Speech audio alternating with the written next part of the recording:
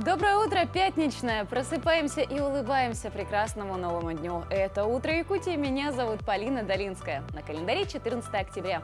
Давайте встречать его вместе. Это утро мы начнем с приготовления быстрого и легкого завтрака. Также выгуляем нашего четвероногого друга, побываем в Национальном художественном музее и узнаем об изменениях в жилищно-коммунальном хозяйстве. А в студии ожидаем члена Союза писателей России Владимира Карпова, а также директора Государственного театра эстрады Республики Татьяну Чаранскую. Присоединяйтесь и вы к нашему эфиру. Для этого достаточно написать нам по номеру обратной связи, который вы видите на своих экранах. Также сегодня мы подведем итоги нашего розыгрыша. Узнаем, кто же получит VIP-карту клиента от фитнес-клуба «Сталь». Будьте с нами и не переключайтесь. А теперь давайте узнаем, что же произошло, пока мы с вами спали. Минпромторг России просит смягчить требования к сроку годности. На данный момент товары с длительным периодом хранения магазины принимают на продажу только в случае, если до конца этого срока осталось больше его половины. Из-за таких предосторожностей ни предприятия, ни поставщики не могут сформировать складские запасы, необходимые для бесперебойного снабжения. Из-за этого большой объем продовольствия приходится в итоге утилизировать. Электрический летающий автомобиль Xpeng 2 совершил первый полет в Дубае. Сотни людей снимали полет этой машины. Главная особенность электромобиля – вертикальный и горизонтальный полет. Также аппарат получил автопилот, радиолокационное обнаружение и автоматический парашют безопасности. Компания планирует запустить продажу своего электрического летающего автомобиля X2 в 2024 году. Цена пока не сообщается и будет известна позже.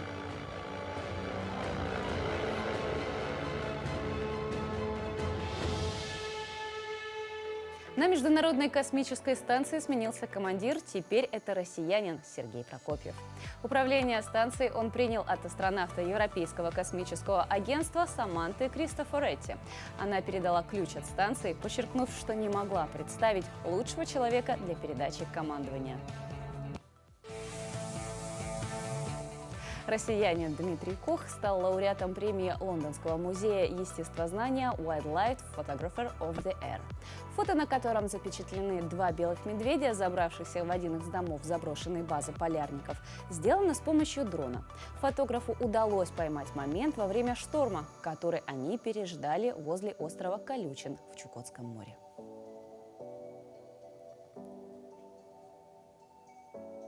Ну и многие, наверное, из нас сейчас подходят к окну, смотрят, какая же погода за окном, не зная, что же им сегодня брать с собой: зонтик, теплый шарф или же вообще оставаться дома и никуда не идти. Но, друзья, сейчас мы узнаем прогноз погоды и, конечно, уже потом определимся. По данным Якутского гидрометеоцентра, в 6 часов утра температура воздуха в центральных районах составила 1,3 градуса ниже 0. В заречной группе от 2 до 8 мороза, в южных -2, в Нерюнгри -6, в Алдане. В Вилюйской группе от 0 до +1, в Нижнеленских -2, -3. В западных в это утро в Мирном и Ленске 0 градусов, в Алепминске -2 градуса. В Колымо-Индигирской Улусе в это утро 5 градусов мороза, в Чукурдахе более холоднее, в Хану -20 градусов. В Янских от 11 до 21 мороза, на северо-западе -1, -4. В городе Якутске температура воздуха на 6 часов утра составила 1 градус ниже 0. Атмосферное давление 752 миллиметра ртутного столба. Ветер дует юго-западный со скоростью 1 метр в секунду. В течение дня синоптики прогнозируют небольшой мокрый снег. На дорогах гололедица, ветер северо-западный подует с порывами от 3 до 8 метров в секунду. Днем столбик термометра зафиксирует температуру воздуха на отметке +2 градуса. Сегодня, 14 октября, отмечается Всемирный день яйца. И как же завтрак без этого продукта? Сегодня в кулинарии есть целая глава, посвященная блюдам из яиц. И ничего удивительного тут нет, ведь блюдо из яиц получило большую популярность, потому что это вкусно и питательно. А этим утром мы предлагаем вам начать с приготовления традиционного европейского блюда. Скрэмбл подают на завтрак практически в каждом кафе. Но мы-то с вами и раньше встречали его. Ведь всем нам с детства ранним утром родители готовили знаменитую яичницу-болтунью. Итак, приступаем к приготовлению. Доброе утро, друзья! Меня зовут Исмаил. Я являюсь шеф-поваром ресторана Kitchen, и сегодня мы будем с вами готовить вкусный полезный завтрак скрэмбл ветчиной и вялеными томатами. Для этого нам потребуется уже заранее обжаренный тостовый хлеб, 2 яйца. Яйца нам нужны для того, чтобы мы приготовили с вами скрэмбл. Для начала мы просто взбьем яйца.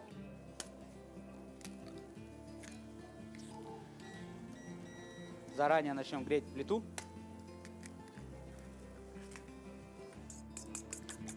Тщательно мы взбиваем наши яйца, добавляем туда соль, перец, а главный ингредиент, секрет нашего завтрака — это любовь. Мы добавили любовь, капельку растительного масла, примерно 30-40 грамм. Много масла не нужно, чтобы завтрак у нас получился полезный, чтобы мало было калорий. Пока наша сковородочка нагревается, мы будем формировать нашу тарелочку. Тостовый хлеб мы разрезали на треугольники, поставили и начнем обжаривать наши яйца. Яйца нужно постоянно помешивать, чтобы они превратились в комочки такие. Обязательно нужно промешивать, потому что если пригорит, не очень вкусно будет. Будет отдаваться немножко гарью.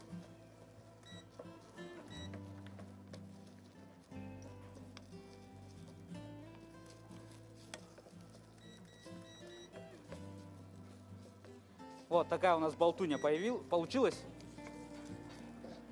Все, убираем в стороночку. Затем мы берем, смазываем наш тостовый хлеб уже заранее подготовленным соусом чимичурри. Соус чимичурри готовится тоже быстро. Вся зелень через блендер пробивается, какая у вас есть. Добавляется также соль, перец, чеснок, растительное масло. И вот наш соус чимичурри готов.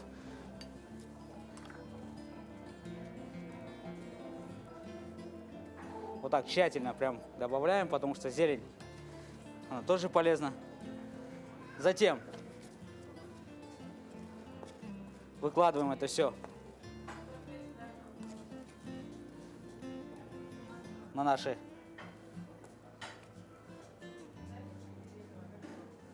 блюда. Вот так аккуратненько.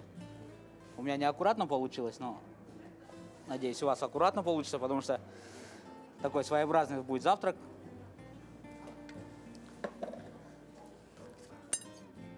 Вот так аккуратно мы сделали.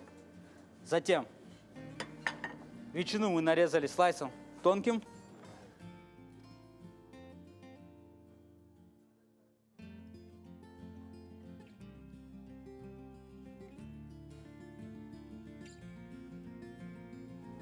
Такую розочку мы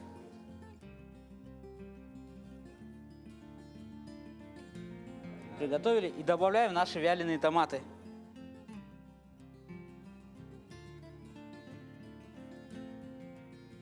Потому что вяленые томаты, они будут сопровождаться с этим скрэмбл, с этим ветчиной. Будет прям изумительно. Они подходят друг к другу. Очень вкусный такой красивый завтрак. Этот завтрак у нас занял 5 минут. Готовый. Приятного аппетита!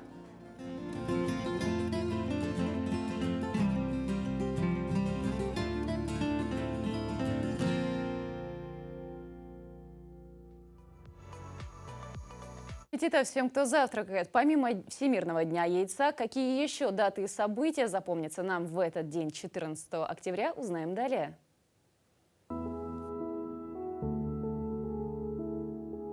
На календаре 14 октября.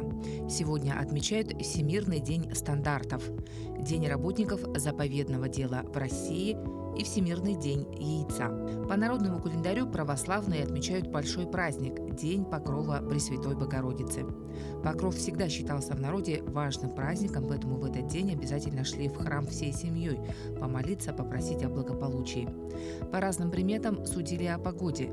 Если ветер дул с востока, ждали холодного холодную зиму. Если на покров еще не выпадал снег, значит он еще долго не выпадет. Этот день в истории. В 1843 году в этот день впервые прозвучал свадебный марш Мендельсона. В 1926 году, 14 октября, в лондонском издательстве вышла книжка Алана Милана «Винни-Пух».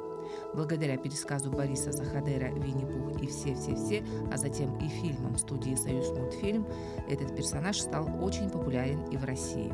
В 1943 году в этот день советские войска освободили Запорожье от немецко-фашистских захватчиков. Особенностями наступательной операции стало то, что, несмотря на имевшийся перевес над противником в живой силе и технике, коммуникации советских войск были достаточно растянуты, а это приводило к дефициту боеприпасов и горючего, сложностям перегруппировки войск.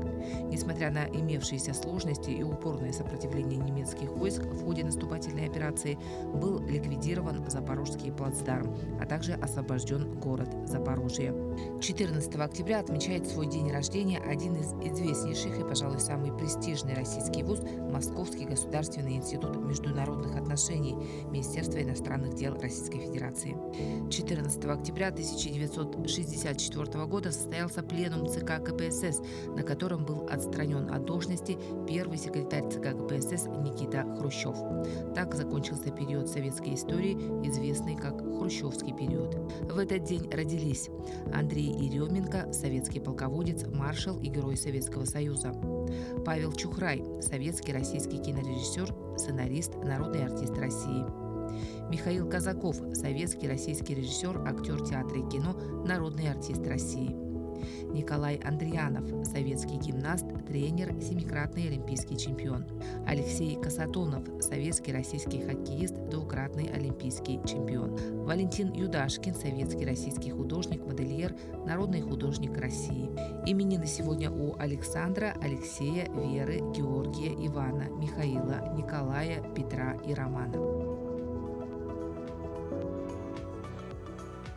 Поздравляем всех сегодняшних именинников. Также вы можете сделать это с помощью номера нашей обратной связи, который вы видите на своих экранах. 8 914 273 44 88, либо написав об этом в наш телеграм-канал «Утро Якутии». Поздравляйте своих родных и близких с важными для них датами, а также желайте им доброго утра.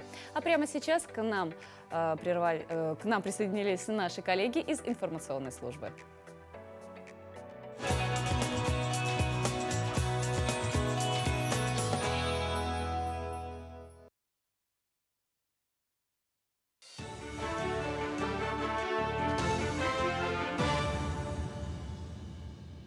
Доброе утро, Якутия. В студии Кристина Якупова.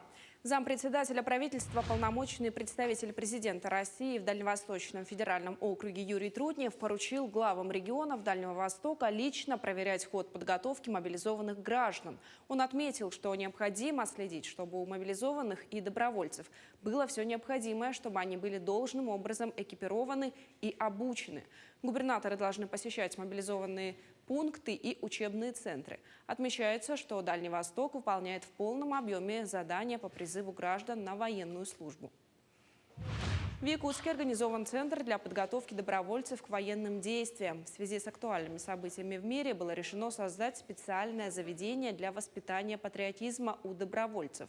Участие в обучении могут принимать как студенты, так и взрослые. Также участвуют те, кто имеет боевой опыт. Мероприятие затрагивает все аспекты военной подготовки. Обучение длится месяц. За период обучения добровольцы смогут овладеть всем, что требует военное дело, начиная от тактики действий, заканчивая медицинской помощью. Министр ЖКХ и энергетики региона призвал глав районов и городских округов ответственно отнестись к оформлению паспорта готовности к отопительному сезону и своевременной их подаче. Отопительный сезон во всех районах Якутии стартовал в установленные сроки. Для формирования запасов топлива в навигацию отгружено 95% планового объема, доставлено 90%.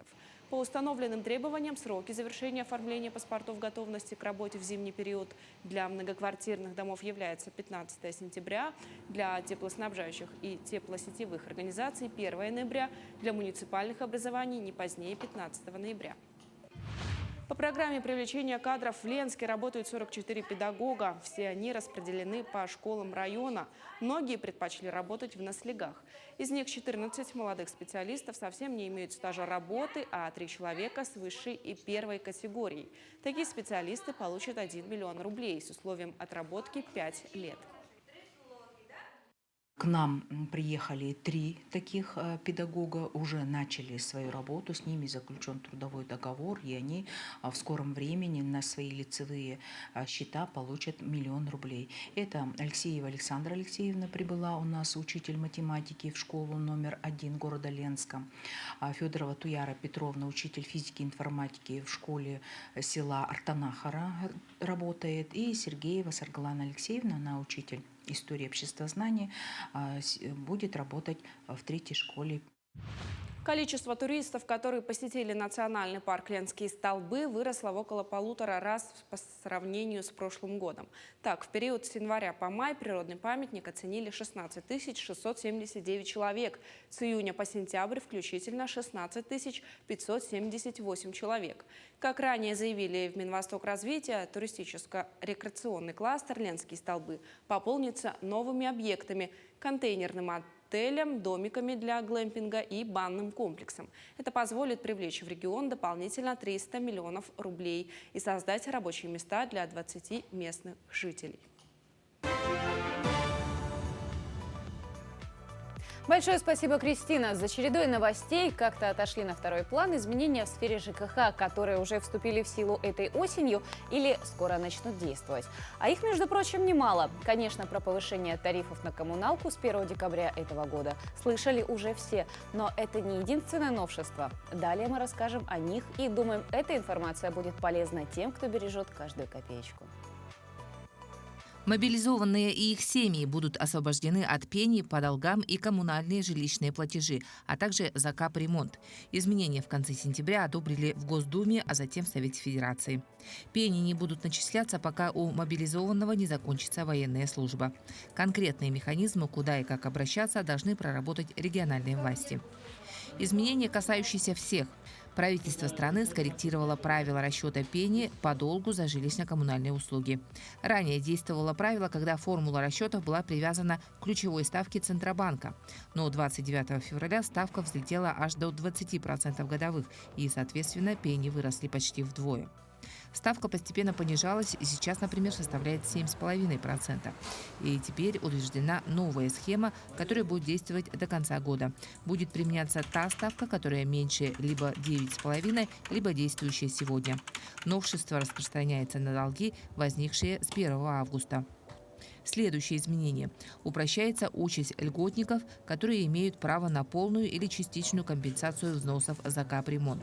Чиновников обязали самим запрашивать необходимую информацию в соответствующих ведомствах. Еще одно изменение в сфере капремонта.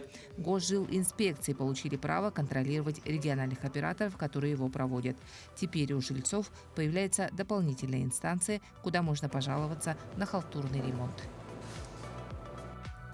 А в нашей студии уже первый гость. Это член Союза писателей России, заслуженный работник культуры Республики Саха-Якутия, сценарист, автор и ведущий телерадиопрограмм Владимир Карпов. Владимир Александрович, доброе утро. Доброе утро, да.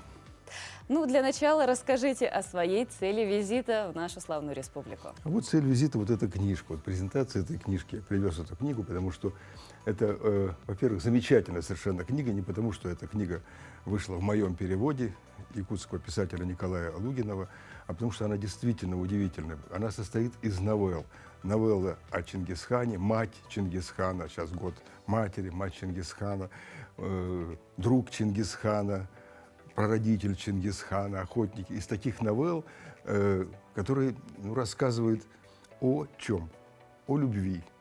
И не просто о любви матери к сыну, а о любви матери к сыну, о любви сына к матери и к жене, о любви, которая впоследствии создает великое государство, создает империю. Это вся империя монгольская, по версии Николая Лугинова, это как раз она замешана на любви, потому что Джисыгей украл у меркитов свою Ожулу, и у них родился потом Темучин, будущий Чингисхан.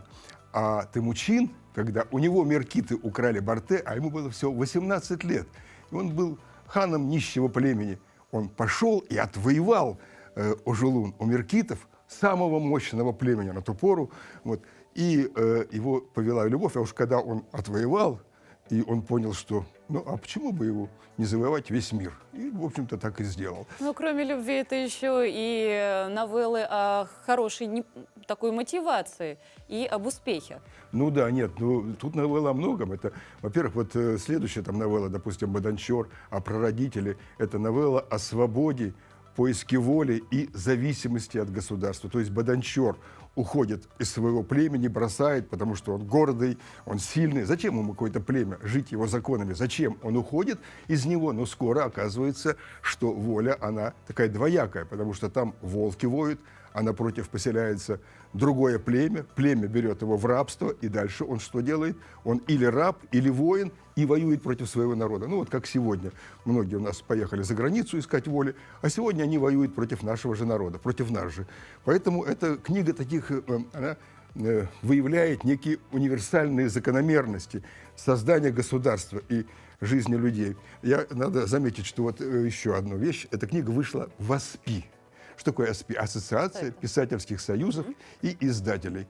Дело в том, что при советской власти в каждом издательстве, в союзах писателей были отделы национальных литератур. Сейчас этого ничего не было. Лет 30 уже ничего нет. И вот это АСПИ, оно возродило эту традицию, и теперь у них проект по выпуску национальных авторов, и Николай Лугинов — это один из первых, такая первая ласточка, они выпустили 4, сейчас пока книги выпустили, национальных авторов, и вот они ко мне как раз обратились, чтобы я собрал эту рукопись, и она вышла.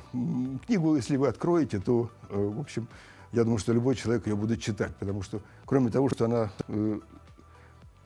о нас с вами, она о современной жизни, хотя она посвящена и прошлому. Ну, еще я уж добавлю, Полю, а тут, значит, что лично меня уже, мою прозу, здесь это мой перевод, тоже, в общем-то, к этому имею какое-то отношение, но такое опосредованное, то можно почитать. У меня вот сейчас вышел в нашем «Современнике», в 6-7 номере нашего «Современника» роман под названием «Тень мужчины». Ух ты! Да. А «Тень мужчины» у радикалов, у мусульманских радикалов, это кто? Это женщина.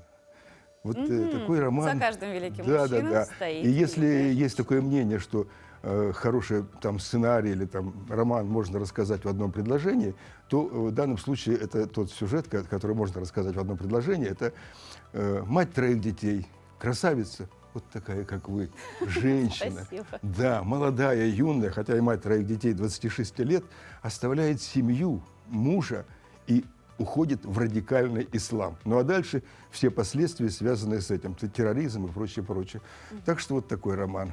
Также этот роман был адаптирован под сценарий для снятия киноленты. Ну, это уже здесь новелла, а лента была снята по роману «Повеление Чингисхану». «Повелению Чингисхана». Я был одним из авторов Расскажите сценария. про этот опыт. Да. Опыт, я думаю, что многие смотрели этот фильм. Этот фильм облетел там Китай. И это большая работа, глобальная работа. Ну, собственно говоря, она основана также на опыте жизни Чингисхана, на опыте в преломлении видения Николая Лугинова. Потому что, как было на самом деле, мы, конечно, знаем там по легендам, по документальным каким-то вещам, но все-таки тот Чингисхан, с которым нас познакомил Лугинов, это все-таки его творение. И можно там спорить с этим, не спорить с этим, могут историки спорить, но это художественное произведение, это видение сегодня вот этого автора той ситуации, опять же, в преломлении к нашей ситуации, потому что он писал этот роман тогда, когда распадалась глобальная, громадная империя под названием СССР. Вот. И он писал этот роман о том, как империя, другая, монгольская империя, создавалась и выявлял те закономерности, которые создавали эту империю. Владимир Александрович, расскажите о вашей личной любви к Якутии. Откуда? Что Ну, вас тут личная больше всего любви к Якутии, привлекает? это опять же от Лугинова, потому что мы с ним учились вместе на высших литературных курсах. Было это очень-очень давно. В 81 году мы учились с ним, а потом, ну, вот я познакомился с его литературой, подстрочниками. Сначала они меня поразили своим уровнем осмысления, потому что он очень глобально мыслит всегда. Вот. Потом приехал в Якутию, мы с ним ездили по многим местам, и прочее. Я уже настолько вот и влюбился и втерся в Якутию. Во-первых, жизнь, и не говоря даже о природе, о воздухе. Когда мне приходилось общаться в разных там улусах с народами, с людьми, то вот приходило это вот отношение к природе самой. Отношение к природе. Хозяин охоты из 1000 стай 5 журавлей для меня отсчитай. То есть вот этот закон жизни, не брать лишнего от природы, который есть в якутском народе, в народах Якутии, в ивенках, в других народах, вот, и в русских, живущих тут, он очень ценен сегодня, потому что мир-то как живет, хапает, не понимая того, что постоянно пилит дерево, на котором сидит. А здесь вот этот закон, он сохраняет, и дай бог, чтобы сохранить. Понятно, что и здесь все уже многое меняется, к сожалению, порой и не к лучшему. Но будем надеяться, что все-таки чем дальше, тем сейчас будет меняться к лучшему. Вот, поэтому, ну и у меня еще и потом я написал даже роман «Минерал номер 1» об алмазниках. Я там много путешествовал, жил в Мирном, специально приезжал долгое время, значит, в Айхале и прочих городах, и опускался туда, в шахты и прочее, знакомился с народами, с людьми, которые непосредственно создавали эти заводы в 50-х годах, послевоенное время, и тоже об этом написал. Но, конечно, вот притянул меня к этой любви, к Якутии, вот опять мой дружище Николай Алексеевич Лугинов. Я думаю, наши телезрители, они так же, как и я, слушают вас с восторгом, и интересует нас только один вопрос. Будет ли какой-то литературный клуб, встреча с якутянами? Если да, то где и когда можно будет увидеть вот это все и услышать? У меня сегодня, Ну да. вы знаете, ей-богу, где-то будет, но у меня я хожу, у меня такой поводырь такой, я как слепой, как слепец хожу такой. И Лугин говорит: открой глаза, иди туда. Вот сегодня он меня разбудил давным-давно уже, значит, и говорит: иди на телевидение, а может быть это радио. Ну, не знаю, пошли. И мы приехали сюда, я вот, так что примерно так. Я думаю, надеюсь, что будет, но все-таки главная встреча телевидения, это уже такая встреча хорошая. Я думаю, что, конечно, будет. Вчера была в библиотеке центральная встреча, очень здорово, потому что, ну, опять это не только, как бы вот я пришел тут, и мы там рассказали что-то народу, но послушать людей, которые вот еще, у них трепет такой, живое в глазах, от слова, от того, что, ну, кто-то, сама мысль идет, ведь нынче ведь к мысли-то люди не очень прислушиваются к другому, поэтому здорово. Большое вам спасибо, Владимир Александрович, за очень интересную беседу. Я бы с вами разговаривала абсолютно весь эфир, но, к сожалению, у нас регламентированное время. Буду рада еще раз с вами увидеться. Всех наших телезрителей, конечно же, призываю посетить встречу. Ну и, конечно же, хочу донести до вашего сведения, что во многих библиотеках нашего города данную книгу можно будет взять в личное пользование, а также прочитать. Ну а прямо сейчас наша постоянная рубрика «Музейный гид». Чукотская резная кость является культурным наследием чукчи эскимосов. И это искусство, оно развивалось на берегу Берингового моря. На выставке косторезного искусства «Нетающий снег» представлены произведения чукотских мастеров. И вот одно из интереснейших произведений мы сегодня вам показываем. Это фигурки, такие скульптурные изображения то ли человека, то ли зверя с очень интересным названием «Пеликен». Что же это такое? Существует такая легенда, что охотнику очень не везло. И как-то он рыл яму для того, чтобы туда положить мясо для его сохранения.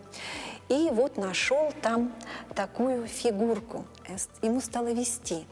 То есть это такой тотем, это божество, очень оригинальное и по своему виду то ли человек, да, такая геометрическая форма с конусообразной головой, очень плоские руки, которые прижаты к телу,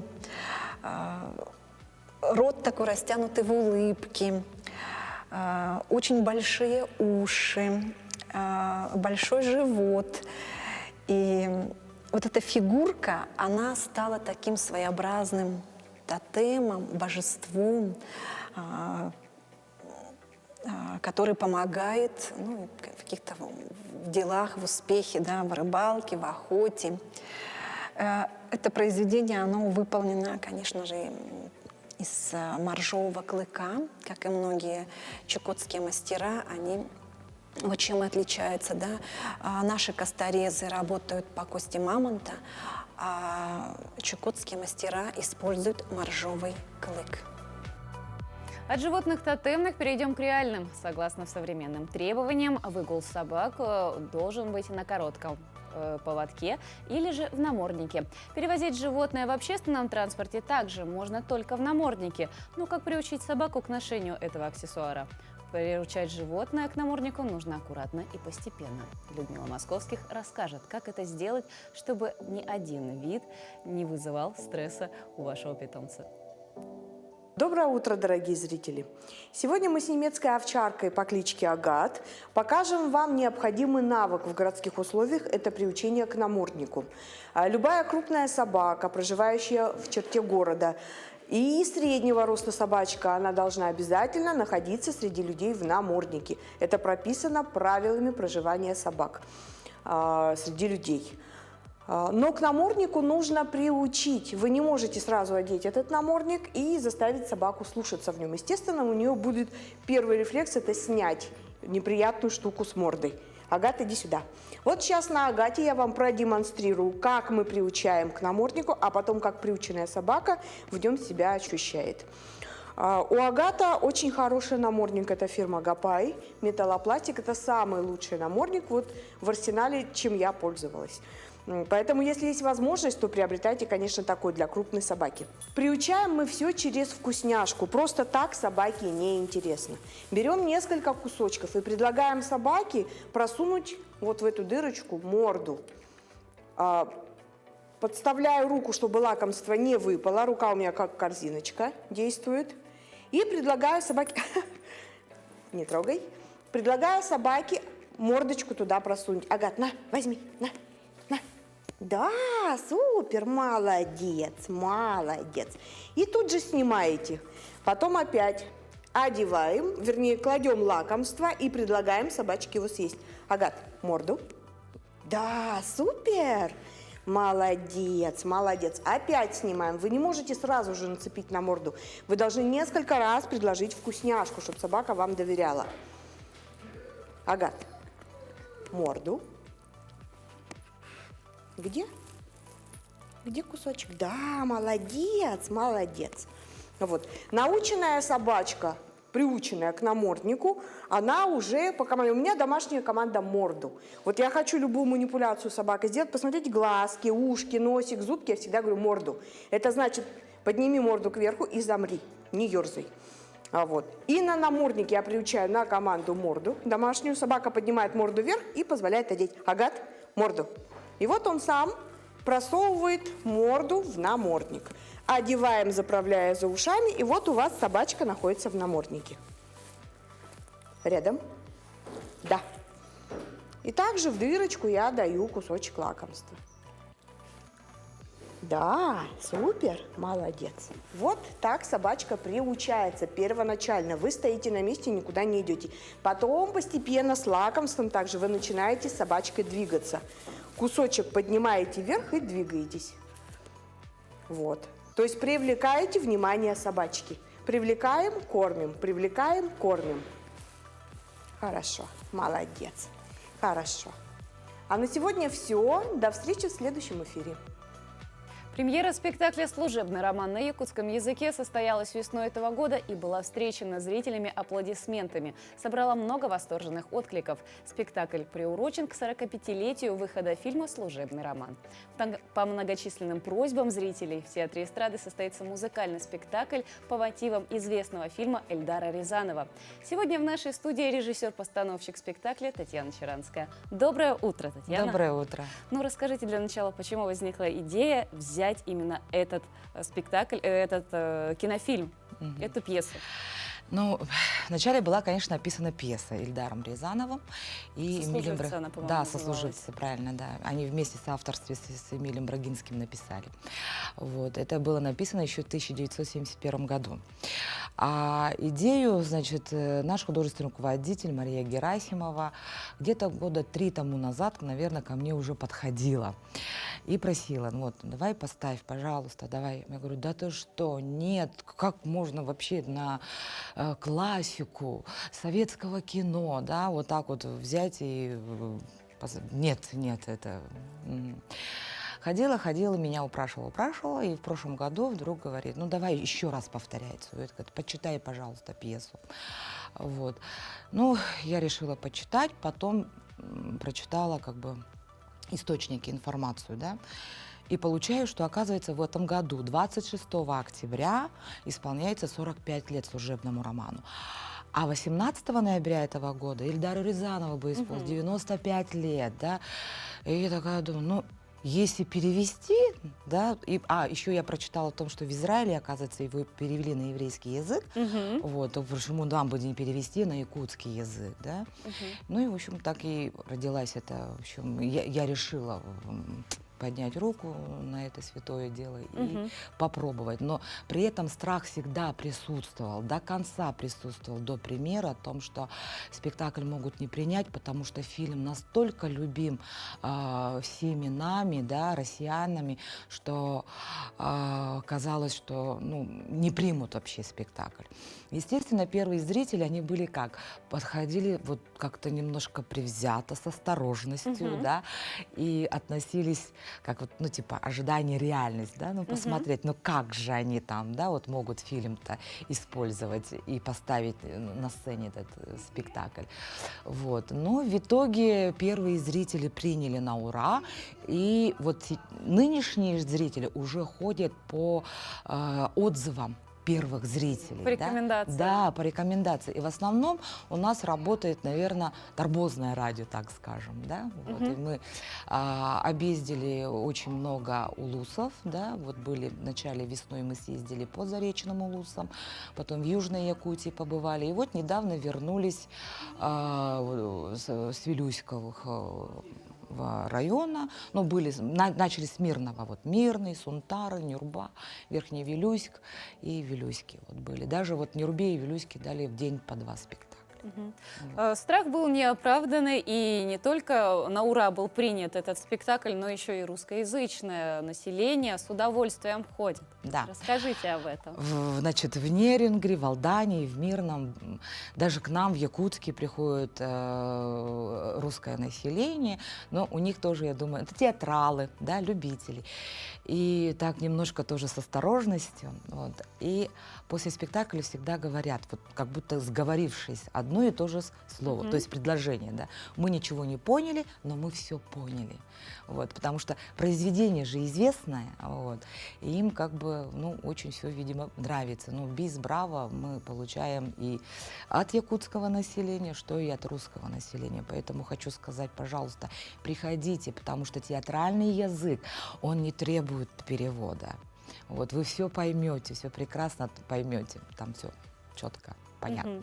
Ну и, конечно же, я не могу не спросить, кто же все-таки играл Мымру и Новосельцева, и как проходил отбор актеров на главные роли? Ну, отбирала, конечно, я сама, да, так более с кем смогу поработать, и их зная, да, я же их всех прекрасно знаю, кто-то потянет, кто не потянет, вот. Значит, в роли Калугина играет наша прекрасная, талантливая актриса, певица Ника, вот, а в роли Новосельцева Анатолий Горохов. вот, которые прекрасно справились со своими ролями. Вот. Но поначалу, конечно, всем нам было очень тяжело, да. Им было по-актерски тяжело, да, представляете, они же все-таки вокалисты, а там надо было, в общем, там учить целые тексты, да, пьеса на 50 с лишним страниц. Вот. А мне была сложность в том, что если в фильме вот берут крупный план есть, да, средний план и общий план, то в театре получается всегда только общий план, да. Вот. И стыковать вот эти вот переходы, да, с одного действия на одно действие, с одного диалога на другой диалог, да, переходить. И вот эти стыковки лепить было, конечно, немножко сложновато. Потом все-таки это бытовой спектакль, а бытовой спектакль всегда требует детализации. То есть это же не философский какой-то спектакль, да, то есть детали очень важны. Вот. Поэтому нам пришлось поднатужиться, чтобы вот вернуть зрителя вернуть в эпоху того Советского Союза. Нам нужны были печатные машинки советского образца, телефоны советского образца, ну что-то так вот. И нам очень помогли наши подписчики, да, люди, которые любят якутскую эстраду. Вот. И в общем, мы все это приобрели с помощью наших, скажем, зрителей, да, наших поклонников. Да. Вот. Костюмы, конечно, мы шили часть, да, вот больше, а в основном искали и из бабушкиных сундуков доставали. Ну и для тех, кто еще не видел этого спектакля, где и когда можно его увидеть? Ну вот, ну так как 26 октября 45 лет кинофильму прям обязаны, поэтому будет 26, 27, 28 октября в нашем театре, в Камерном зале будет, и 18, 19, 20 ноября этого года. Друзья, обязательно подойдите сейчас к календарю, обведите красным вот эти даты, потому что именно тогда вы сможете увидеть замечательный спектакль «Служебный роман» на якутском языке, поставленный артистами театра эстрады нашей якутской. Большое вам спасибо за то, что в это утро вы пришли нам с такими хорошими, интересными новостями. Спасибо. Большое спасибо. Двигаемся далее. Прямо сейчас к нам присоединились коллеги из информационной службы с последними актуальными событиями.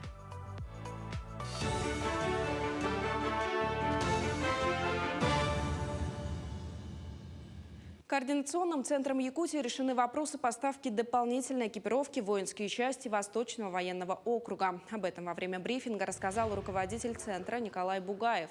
Также он отметил, что удалось организовать доставку экипировки и дополнительного оборудования для добровольцев в зону проведения специальной военной операции. По словам руководителя Координационного центра, они находятся в тесном взаимодействии с постоянным представительством республики по Дальнему Востоку. Кроме того, налажено постоянное взаимодействие между пунктом приема посылок в штабе «Якутия с тобой» и постпредствами в Хабаровске и Москве. Всего в Центре юридическую помощь по вопросам частичной мобилизации получили 92 человека. Удалось нам решить те вопросы по поставкам дополнительной экипировки для Восточного военного округа.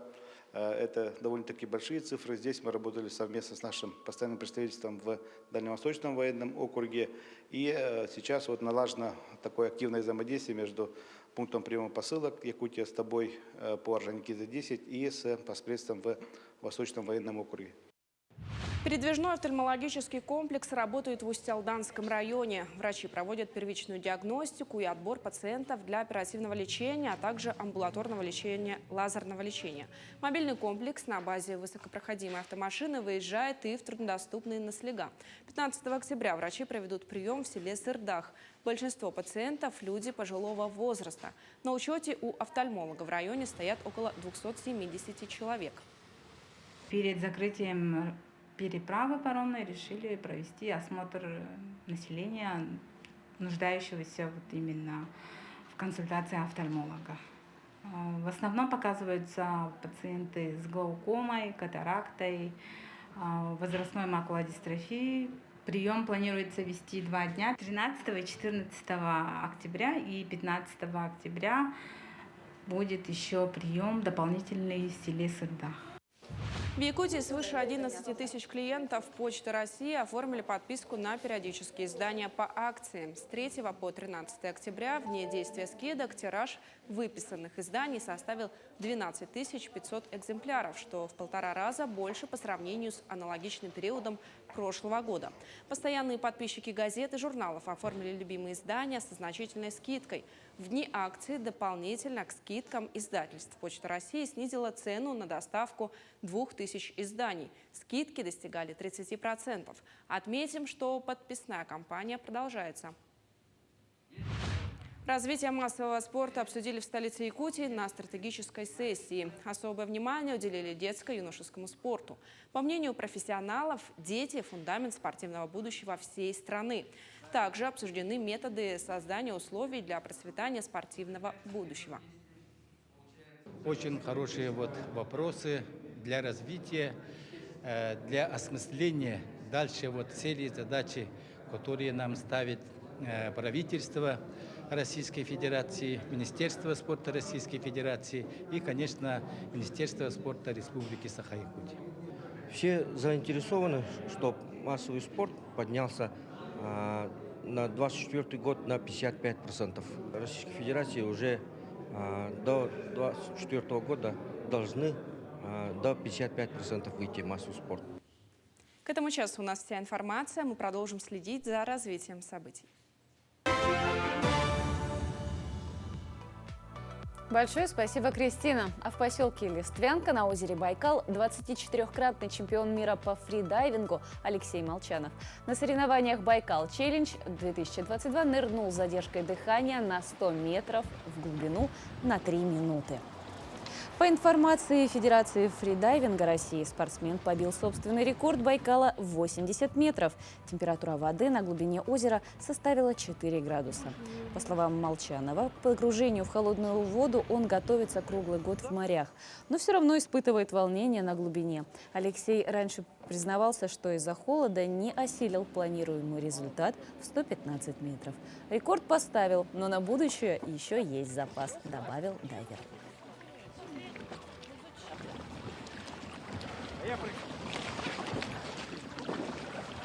Сам нырок прошел супер. Во время нырка там внизу была полная темнота уже после метра 20. Но, в общем, прошел нырок штатно, продувка ушей прошла хорошо. Это был, наверное, самый такой для меня волнительный момент, потому что в холоде все-таки бывает, что тяжело продуваться, тяжело вот этот холод приносить. Поэтому на пути вниз все прошло штатно, путь вверх даже был быстрее, чем по плану. То есть общее время нырка 3 минуты. Уложился, и ощущения были, что запас еще есть. Так что рекорд поставил, но на будущее еще есть запас. Антон.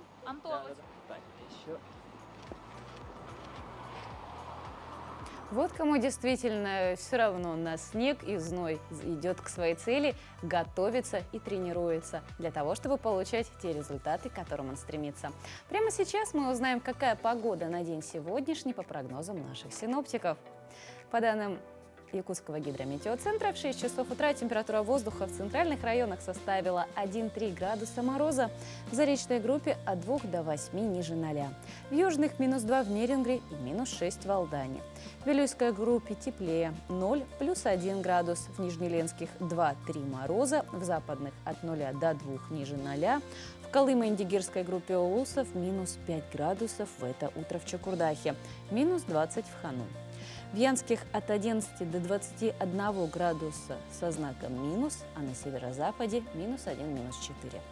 В городе Якутске температура воздуха на 6 часов утра составила 1 градус ниже 0. Атмосферное давление 752 миллиметра ртутного столба. Ветер дует юго-западный со скоростью 1 метр в секунду. В течение дня синоптики обещают небольшой мокрый снег. На дорогах гололедица. Ветер подует северо-западный с порывами от 3 до 8 метров в секунду. Днем столбик термометра зафиксирует температуру воздуха на отметке от 0 до +2 градусов.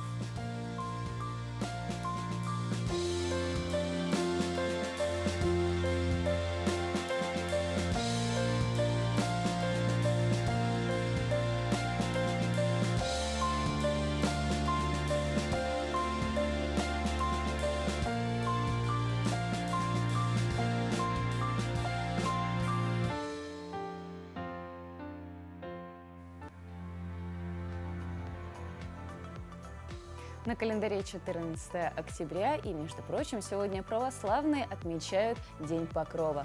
Так что обещания синоптиков снегопада в течение дня вполне себе оправданные. А мы переходим к самой приятной части нашего эфира, а именно подведению итогов, кто же станет счастливым обладателем VIP-карты фитнес-клуба «Сталь», которую мы разыгрываем в течение всей недели.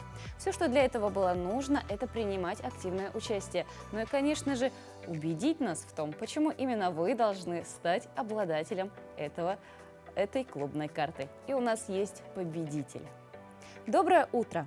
Когда-то я была красивой, высокой, стройной, молодой, но жизнь, увы, берет свое, я потолстела. Ё-моё, унылый взгляд, невзрачный вид, я вся как старый дряхлый кит, лишь муж улыбчиво ворчит, что любит, мною дорожит, и как же хочется вновь жить. Сочинила экспромтом только что, после 2 родов поправилась. Меня зовут Анастасия. Анастасия! Мы обоюдно выбрали вас. Мама, которая следит за собой, которая хочет поддерживать свое тело в тонусе, обязательно убедила нас в том, что она достойна стать владелицей клубной карты фитнес-клуба «Сталь». Большое спасибо всем участникам за ваши ответы, за активное участие и за то, что вы давали обратную связь для нашего эфира. А он сейчас подходит к концу.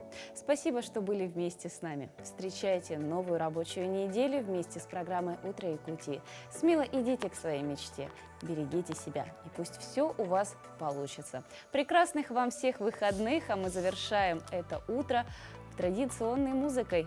Песню из репертуара «Виа Веселые ребята» исполняет Ирана Макарова.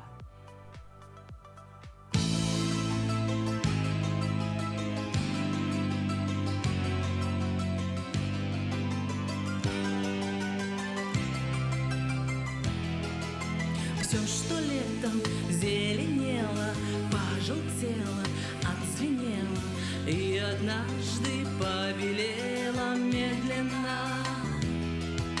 Все, что было между нами, за дождями, за снегами, словно в старой сказке, было не было. Не было печали, просто уходило лето. Не было разлуки, месяц по календарю. Мы с тобой не знали сами, что же было между нами. Просто я сказал, что я тебя люблю.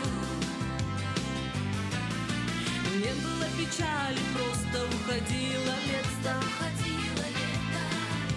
Не было разлуки, месяц по календарю.